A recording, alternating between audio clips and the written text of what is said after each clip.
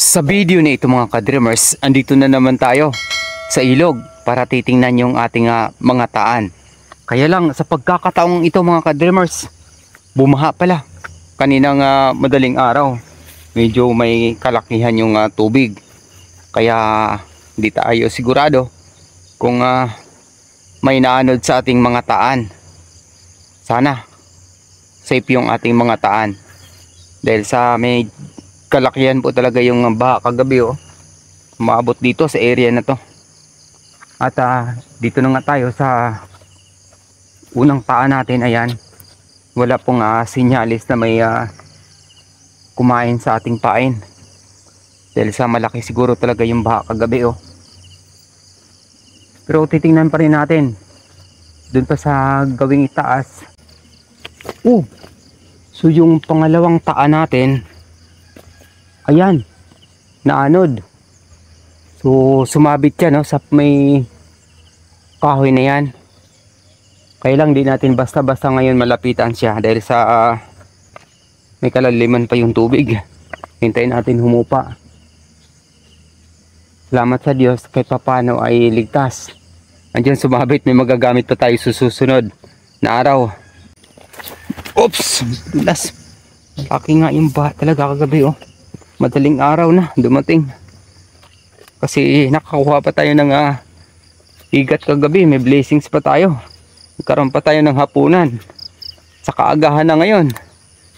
So, salamat sa Diyos sa blessings na yun. So yung isa, sabitan siguro ng mga kahoy, kaya natangay. Yung dito, ayan, ligtas yung ating taan sa area na ito.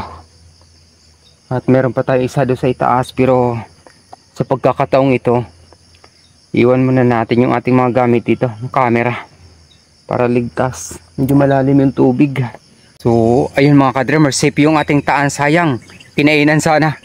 Kaya lang nakawala yung ating nylon. Talagang nagkakagulo, nagpumulupot ng pumulupot. So indikasyon na medyo may kalakihan yung igat na yan na kumain, na nakawala din naman. Dahil sa may kalakihan din talaga yung baha. Yun yung paborito ng mga igat, sana kumain. Kaya lang din na natin natingnan kagabi ng bago maghating gabi. Yun dapat yung perfect timing na tingnan yung ating mga taan kapag ganito bumabaha at umuulan ng bahagya. Okay lang yan kasi may blessings tayo. Doon din sa taan na yun yung ating huli kagabi. Kaya blessed pa rin tayo. Ngayon pupunta naman tayo doon sa ibaba. May mga taan pa tayo doon para tingnan. Sana hindi nangaanod yung ating mga taan. Yung ating taan dito mga ka-dreamers, naanod yung isa. Andito yung pinaglagyan natin kagabi, pinaglagakan. Ito yung mga bato, pero natangay, nabuwal yung pinakamalaking bato na ilagay natin dito. So indikasyon na nadaanan, baka nasabitan ng malaking kahoy na naano dito. Pero sakali lang baka nandoon lang yan, naipon sa malaking malakawa na daluyan ng tubig na iyon. Okay lang yun. Ganun talaga minsan yung buhay dito. Kapag natsambahan yung ating mga taan ng medyo malaking baha, ay talagang naanod kung minsan.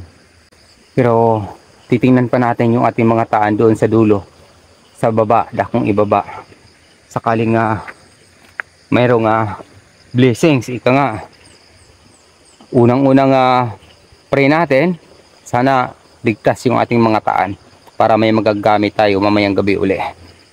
Nilagay ko muna dito yung ating sibot, yan, dahil sa medyo may kalaliman yung tubig, ayan, at madulas yung balisbisan. Dito tayo babaybay papunta doon sa ibaba. Kaya para makahawak tayo kaagad, dala-dala natin yung camera. Dito muna itong sibot natin.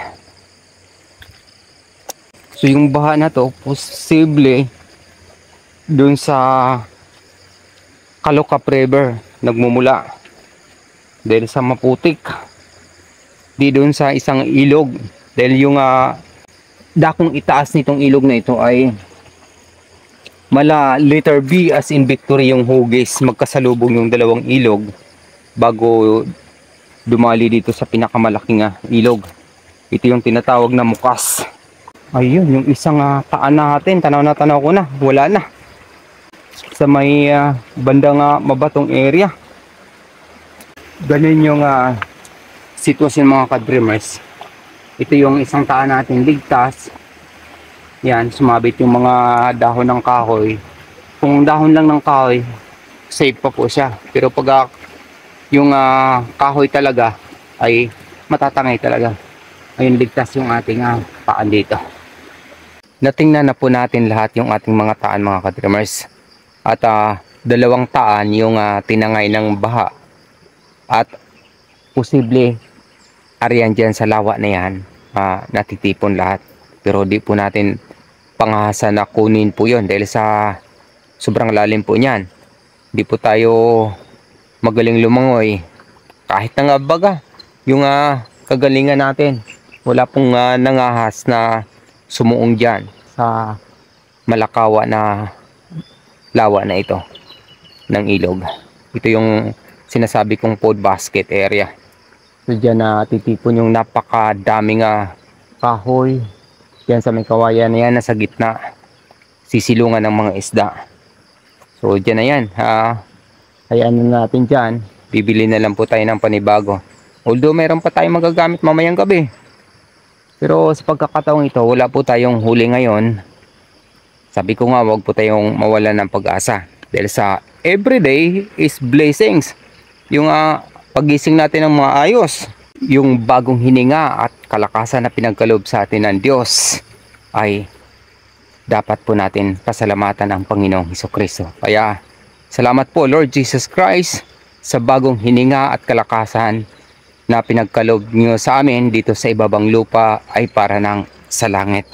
Kaya kung baguhan ka pa sa aking YouTube channel, Dreams Visions TV, maaari niyo po akong tulungan sa pamamagitan ng inyong pag-follow at pag-subscribe. At sa hinaharap sa aking mga pangitaing panaginip ayon sa Biblia, mga tanda at kababalaghan bago ang dakilang araw ng Panginoong Hesukristo. Hanggang sa muli, maraming salamat sa pakikinig at pag-subscribe. Papuri sa Diyos, sa ngalan ng Ama, ng Anak, at ng Espiritu Santo. Amen. God bless. Thank you Lord. Kahit papaano, may magagamit pa po kami mamaya sa aming mga taan. Yan, magbakasakali po tayo uli. Although, kagabi meron na po tayong blessings dumarating. Nagsisimula na uli. Meron na tayong nakuwang igat or kasili na libre na hapunan at saka agahan. Praise God! God bless at ingat po tayong lahat.